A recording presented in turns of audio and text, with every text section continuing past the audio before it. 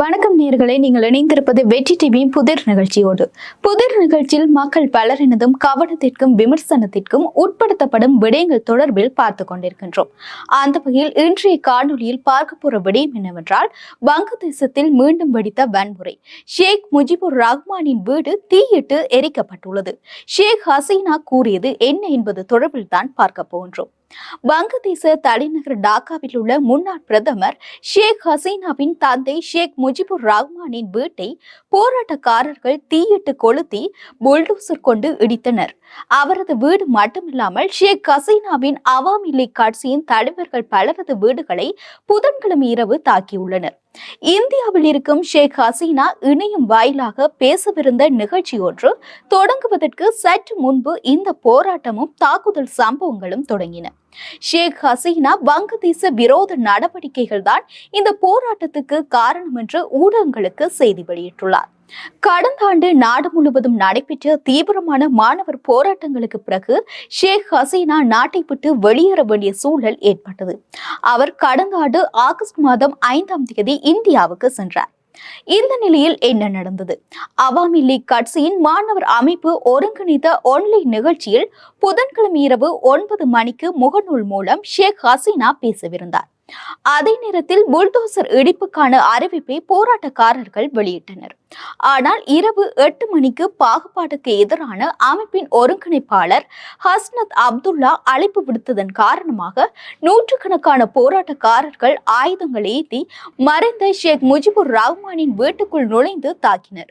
அங்கிருந்த முஜிபுர் ரஹ்மானின் படங்களை சேதப்படுத்தியதாக சம்பவத்தை நேரில் பார்த்தவர்கள் கூறினர் என்று ஊடகங்களும் செய்தி வெளியிட்டுள்ளன. அந்த செய்தியில் இரவு 9:30 மணிக்கு கட்டடம் தீயிட்டு எரிக்கப்பட்டது. கிரேன் மற்றும் பிற இயந்திரங்கள் சிறிது நேரத்தில் அங்கு வந்தன. இரவு 2 மணி அளவில் வீட்டின் ஒரு பகுதி இடித்து நொறுக்கப்பட்டது என்று குறிப்பிடப்பட்டுள்ளது. பாசிசத்தின் அடையாளம் என்பதால் கொளுத்தினோம் என்று கூறும் போராட்டக்காரர்கள்.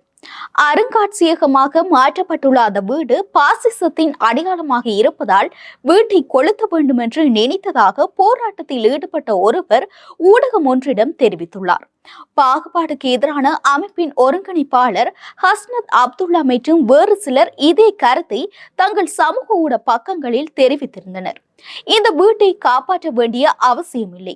இது ஷேக் ஹசீனா அரசின் கட்டுப்பாட்டில் இருந்த அருங்காட்சியகம்.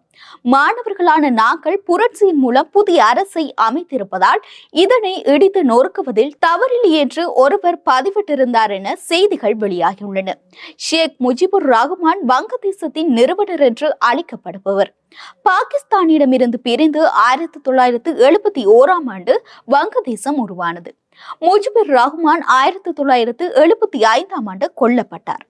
வங்கதேசத்தில் அரசியல் கொலைகளும் பெரிய அளவிலான மனித உரிமை மீறல்களும் ஷேக் ஹசீனாவால் நிகழ்த்தப்பட்டது என்று அவரது எதிர்ப்பாளர்கள் அவர் மீது குற்றம் சாட்டுகின்றனர்.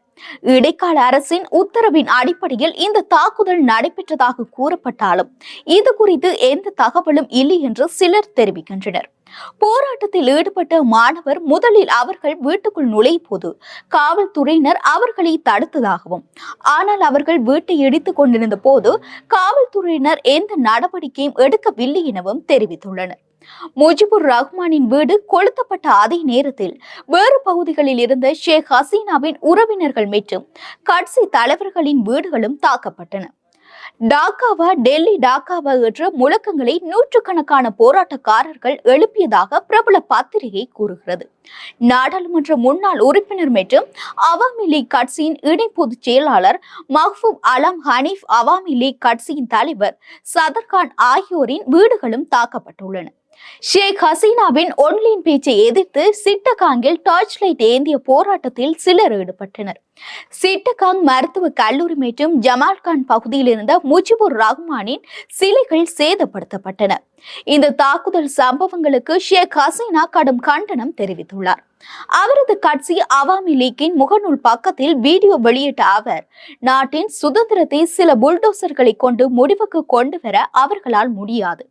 கட்டிடங்களை இடிக்கலாம், ஆனால் வரலாற்றை சேதப்படுத்த முடியாது என்று அவர் பேசியிருந்தார். கொளுத்தப்பட்ட வீட்டில் அவரது தந்தை மற்றும் வங்கதேச சுதந்திர இயக்கம் குறித்த நினைவுகளை பகிர்ந்து கொண்ட அவர், அந்த வீடு ஏன் தாக்கப்படுகிறது, நாட்டு மக்களிடமிருந்து நான் நியாயம் கேட்கின்றேன் என பதிவிட்டுள்ளார். இவற்றுக்கு முடிவுதான் என்ன பார்க்கலாம். அந்த வகையில் இன்றைய புதிர் நிகழ்ச்சியில் வங்கதேசத்தில் மீண்டும் வெடித்த வன்முறை தொடர்பாக பார்த்தோம். இது போன்ற இன்னும் ஒரு விடயத்தோடு மீண்டும் உங்களை நான் புதிர் நிகழ்ச்சியில் சந்திக்க காத்திருக்கின்றேன். புதிர் போடுவது நாங்கள், முடிவெடுப்பது நீங்கள்.